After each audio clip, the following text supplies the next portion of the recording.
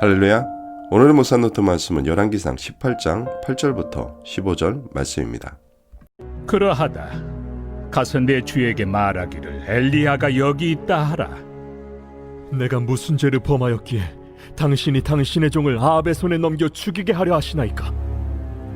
당신의 하나님 여호와께서 살아계심을 두고 맹세하노니 내 주께서 사람을 보내어 당신을 찾지 아니한 족속이나 나라가 없었는데 그들이 말하기를 엘리야가 없다 하면 그 나라와 그 족속으로 당신을 보지 못하였다는 맹세를 하게 하였거늘 이제 당신의 말씀이 가서 내 주에게 말하기를 엘리야가 여기 있다 하라 하시나 내가 당신을 떠나간 후에 여호와의 영이 내가 알지 못하는 곳으로 당신을 이끌어 가시리니 내가 가서 아합에게 말하였다가 그가 당신을 찾지 못하면 내가 죽임을 당하리이다.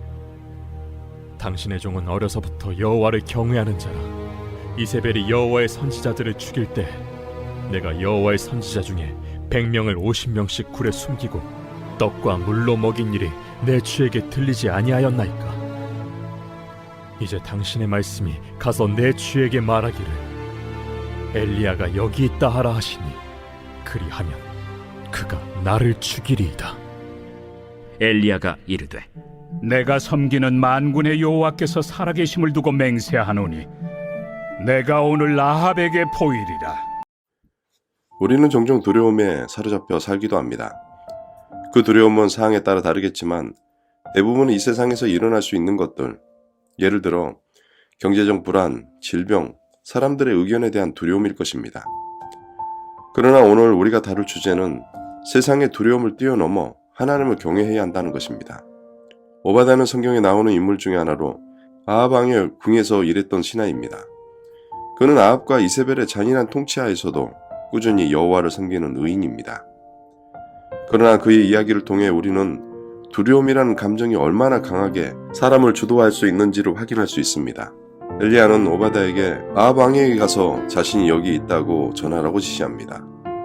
오바다는 이 명령을 받고 망설입니다. 그의 두려움은 아합 왕과 그의 아내 이세벨의 잔혹성에 의해 비롯된 것입니다. 그러나 엘리야는 여호와를 경외함으로써 이러한 두려움을 극복합니다. 오바다와 엘리야 이야기는 두려움을 어떻게 대처하는지 그리고 누구를 두려워해야 되는지에 대해 중요한 교훈을 남깁니다. 성경은 두려움의 대상이 하나님임을 분명히 가르쳐줍니다. 그렇기 때문에 우리는 하나님을 경외하는 사람, 오바다의 두려움과 또 엘리야의 믿음이라는 주제로 오늘 말씀을 살펴보고자 합니다. 먼저 오바다는 아합 왕의 궁에서 일했던 중요한 신하입니다. 그의 신앙은 매우 강했으며 여호와의 선지자들을 숨겨 구했던 것으로 알려져 있습니다. 하지만 이러한 믿음이 있는 삶에도 불구하고 오바다는 큰 두려움으로 사로잡혀 있었습니다. 아합 왕과 그의 아내 이세벨은 선지자들을 쫓아내고 또 여러 신들을 숭배하는 등 여호와를 못 오겠습니다. 이러한 분위기 속에 오바다는 여호와의 명령을 따르려 했지만 그 결과는 두려웠습니다. 그의 두려움은 아합과 이세벨 때문입니다. 엘리야가 오바다에게 아합에게 가서 자신이 여기 있는 곳에 알리라고 했을 때 그의 두려움은 명확하게 드러납니다. 그는 자신이 가서 전하면 엘리야가 사라져서 자신이 죽게 될 것을 우려했기 때문입니다. 이러한 두려움은 오바다가 여호와보다 아합과 이세벨 그리고 그의 통치를 더 두려워한 것을 볼 수 있습니다. 우리도 오바다처럼 신앙생활 속에서 세상 풍파에 휩쓸려 두려움을 느낀 적이 있을지 모릅니다. 무엇을 해도 불만을 품는 사람들, 잘못을 찾아내려는 분위기, 또는 신앙을 고백함으로써 당할 수 있는 부정직한 결과 등 여러 가지 이유로 두려움을 느끼곤 합니다.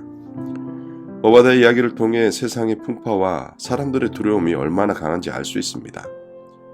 그러나 이러한 두려움이 우리의 신앙과 행동을 좌우할 수 없음을 주의해야 합니다. 오바다의 두려움이 우리에게 주는 교훈은 하나님 앞에서 두려움을 느끼는 것이 세상의 두려움보다 더 중요하다는 것입니다. 엘리야는 오바다와는 다르게 끈질기고 또 용감한 성격을 가진 선지자였습니다. 그의 신앙은 확고했고 또 그가 하는 모든 행동은 하나님의 뜻과 계획에 따라 이루어졌습니다. 엘리야는 여러 차례 하나님의 뜻을 찾기 위해 기도했고 또 그 지시를 따라 행동했습니다.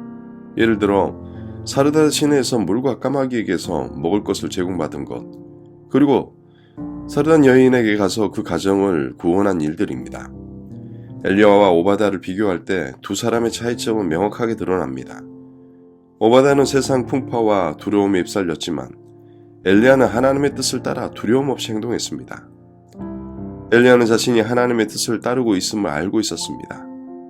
그 확신이 그를 지탱했고 또 여러 위험한 상황에서도 두려움을 느끼지 않게 했습니다. 이런 확신은 바알과 선지자들의 결투에서도 드러납니다. 세상의 두려움을 극복하기 위해선 엘리야처럼 하나님의 뜻과 계획을 찾고 또 그에 따라 행동하는 것이 중요합니다. 그렇게 하면 우리는 세상 풍파에 떠밀려고 하는 것이 아니라 하나님의 뜻을 따라 확고하게 서 있을 수 있습니다. 엘리야의 확신과 행동은 우리에게 중요한 교훈을 줍니다. 그는 하나님의 뜻을 찾아 그에 따라 행동했고 또 그로 인해 많은 어려움과 시련을 극복할 수 있었습니다. 오바다의 두려움과 대조적으로 엘리야의 확신은 하나님의 뜻을 따르는 것이 얼마나 중요한지를 보여줍니다. 엘리야와 오바다, 이 두 사람은 같은 신앙을 가지고 있었지만 그들의 신앙은 크게 달랐습니다. 그렇다면 우리는 두려움과 확신 그 사이에서 어떻게 살아가야 할까요? 두려움과 확신은 신앙생활에서 빈번하게 마주칠 수 있는 두 가지 감정입니다. 오바다는 두려움에 사로잡혀 자신의 신앙을 숨기고 또 하나님의 일을 할 때도 주저했습니다. 반면 엘리야는 확신에 차 있어 하나님의 뜻을 두려움 없이 실행합니다. 이 두 가지로 균형 있게 경배해야 신앙생활이 건강할 수 있습니다. 이처럼 두려움과 확신 사이에서 균형을 찾으려면 먼저 자기 자신을 알아야 합니다. 그리고 그것을 통해 하나님을 더 알아가야 합니다. 두려움이 나타날 때마다 그 원인을 파악하고 그것을 하나님께 가져가면서 자신의 믿음을 다져가야 합니다.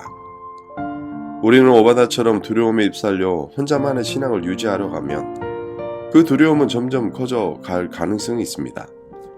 따라서 신앙 공동체에서 함께 기도하고 또 성경을 공부하며 다른 사람들과 교제하는 것이 중요합니다. 뿐만 아니라 엘리야처럼 확신을 가지고 또 하나님의 뜻을 이해하고 싶다면 그것을 행동으로 옮겨야 합니다. 엘리야는 확신을 가지고 예언했고 또 신앙적인 결단을 내렸습니다.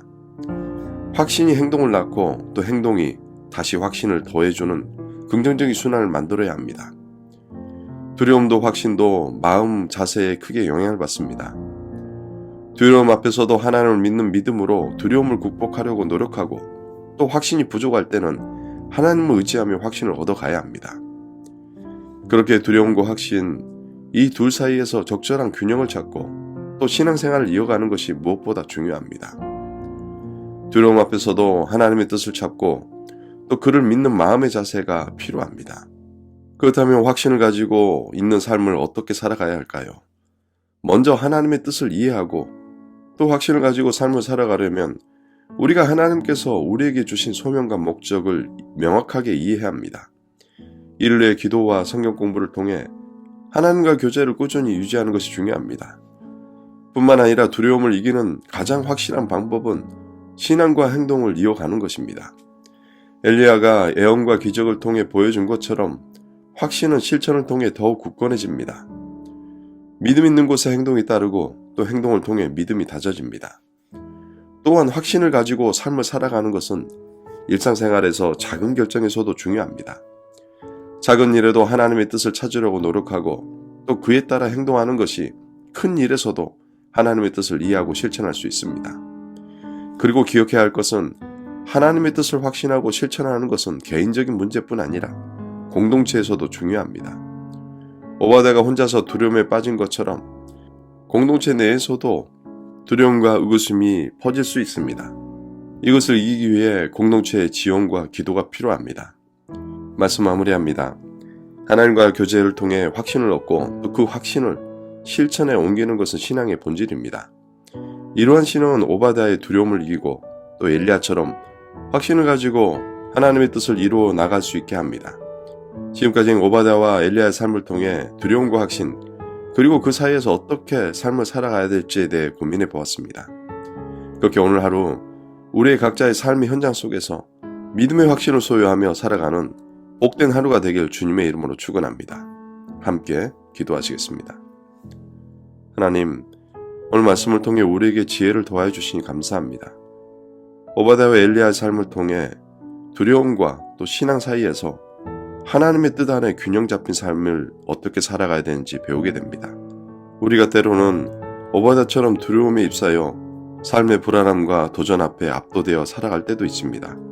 그렇다 할지라도 우리의 연약함을 고백하며 주님의 능력으로 우리의 연약함을 새롭게 하여 주시옵소서.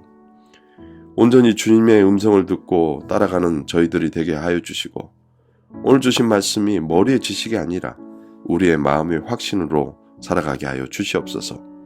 감사드리며 예수님의 이름으로 기도합니다. 아멘.